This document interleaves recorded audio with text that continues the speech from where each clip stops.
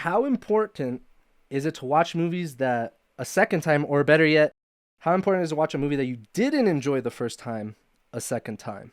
Because I've had experiences like, I'll tell you I want to hear yours, but there's this one movie where I hated it. Then I watched it like a decade later, and it's my favorite horror movie of all time. So it's like, how is it like you got to watch it again in order to make sure you don't miss out on that experience? You know what I'm saying? Because like if I never watched it again, I would have never enjoyed my favorite horror movie of all time. Yeah. No, you're so right. I have always said that you can't really say I don't really consider me seeing a movie unless I've seen it 3 times. Oh That's wow. kind of my rule of Yeah. thumb. Okay. I've been doing reviews on my page for the longest time. Like I go to the theater, I see a brand new movie, I come home, I write a script as fast as humanly possible and get something out. And I'm really trying to get away from that because I Yeah. think it's like reviews like that, those are first impressions. That's all that is. That's all that's good for. When you see a movie like I've seen Long Legs 3 times now. Okay. And I just have such a bigger appreciation for so much of that movie now, knowing some of the things that were hidden. The first time I watched it, I didn't notice like half of this little Satan details in the background where he like the Oh little, yeah, little yeah, yeah. The little silhouette of the the Satan. Yeah. yeah.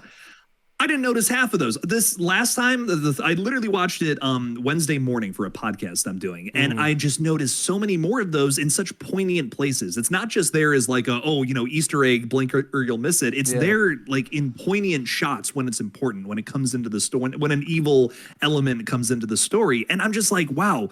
I'm someone who's not crazy about the twist and how it's presented, but I will say these little elements like that just add so many layers to it. And like, I get it a little more now. It's kind of one of those things. Yeah. So I think like just in terms of when it comes to reviewing a movie, when it comes towards understanding everything that a movie has to present, you really have to see it 3 times before you can really give a full-fledged review of your thoughts on it. So what you're saying is, before I talk to you next time and be super mad that you suggested Kids versus Aliens, watch it 3 times and then no, I'm Watch sure I'm it gonna 3 love times it. and then we'll talk. Yeah, and then we'll talk. No, I'm sure I'll love it. But yeah, so the experience I had was with Blair Witch Project. So let me tell you this story because it's quite interesting. So the first horror movie I've ever watched in my life, and it was in theaters, Insidious. Bro, scarred me for Nice. life.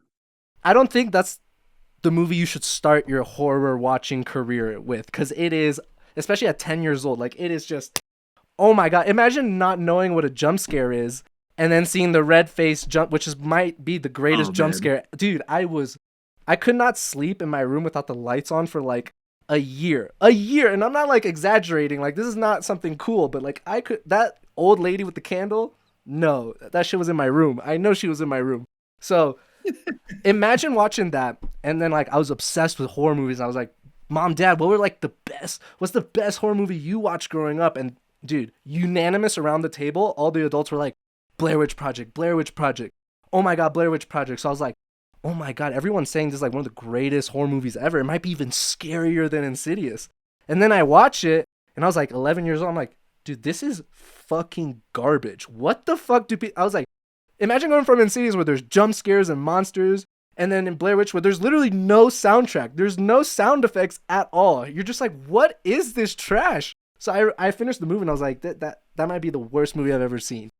Then fast forward 10 years, I'm in college, and I think this is an important factor. I was super depressed, and this was during my drinking days. So it was in Florida, in Gainesville, it rains a lot. So it was a gloomy day. It was raining. I was like, I have nothing to do. I was like, you know what? My mom always says, watch a movie again, you might get a second opinion. So I was like, I'm going to give Blair Witch a second shot. So it was gloomy, by myself. This is one of the movies that I saw by myself in the room, drunk as fuck, depressed as fuck. And I think all those 3 factors made it one of the scariest movies because I could feel the panic of those people and it felt so real. And I was like, oh my God, favorite movie. I mean, I got my memorabilia, buddy. So yeah, it's one of my favorite horror movies, and I think that's when I realized like I cannot just give my opinion if I just saw it one time. I definitely got to at least give it a second shot and see. And also you have to like understand you have to understand the context of that movie too, because like obviously if you show that to a kid, you're like, this is boring, but you have to tell them, hey, we thought this was real. That was like the big thing about it. Like there was no social media. People thought this shit was real. So I was like, I think I didn't have that aspect of context to go along with it, and that makes it a lot scarier. So I have like so many questions. So for first of all, where did you go? Where did you go to school in Florida? University of Florida. Go Gators. Okay. Go Gators, man. I know so many people from Florida Atlantic. So I was like, that'd be so cool. Like, I'd be like, oh, no way. So, okay, no, rock on. That's great, though. I will, Blair Witch is one that I have so much respect for because it's like that is the coolest marketing campaign in horror history. Yeah, Nothing's literally. ever going to top that. Like that's the coolest shit ever. But like I just have never been able to get into that movie. I need to get more depressed and drunk, I think is what's going on. Yeah, that's the moral of the story. That's the moral. Peanut or Sauvignon Blanc, Savi Bees, they work. Oh, there we go, man. Yeah. I don't know. I don't know what I'm missing about it, but I feel like I'm not buying into the characters all that. Like I feel like there's a lot of screaming in that movie. And I want a little more character, I guess, from everybody. But maybe I'm just missing something. My takes are trash. Nah, you're totally like, just because someone else doesn't like a movie, like I'm not that type of guy, like, oh, you don't like it. No. Everyone has their own opinion, but it's maybe like the same thing with me and Scream, like, right? Like you appreciate it a lot more than me, but I respect what it is, just like you respect what the Blair Witch did. Maybe it's not your cup of tea, but you still got to acknowledge the impact that it had on the genre. So as long as we can... yeah, go ahead.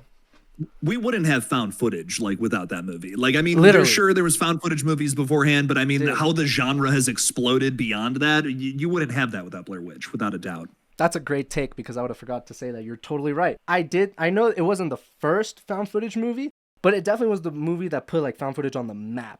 Because I remember being like, yes. Blair Witch is the first found footage movie, and someone was like, no, you're wrong. It's The Last Broadcast. And I was like, what the fuck is this movie? So I watched The Last Broadcast. Jake, I'm telling you, do not ever watch this movie. It is a waste of your time. I was like, yeah, no wonder people say Blair Witch was the first one because no one remembers this shit. I was like, this is so bad. What the hell is this? So if you haven't seen it, save yourself.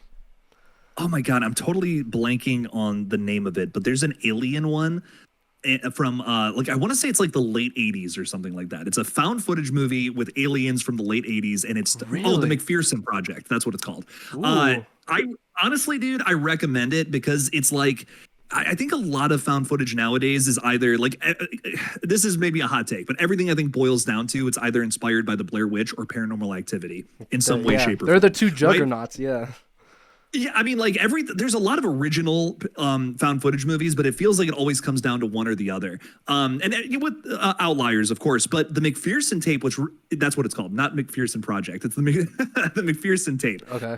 What's cool about it is it doesn't feel like there's any influence outside of, like in the found footage genre because it is such early roots. It's almost like the Texas Chainsaw Massacre of found footage movies because it just like it's almost a slasher movie before that was a big thing. Gotcha. So like I really recommend giving that one a shot. Okay, so we got Kids versus Aliens and we got McPherson tapes.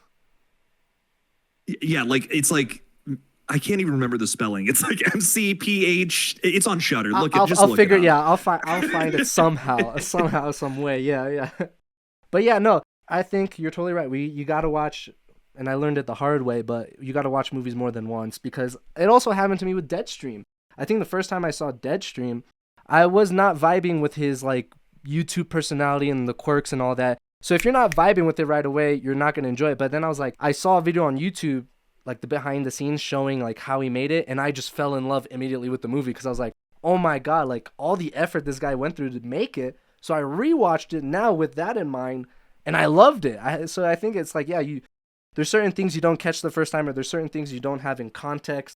So yeah, definitely rewatch movies for sure. Rewatch.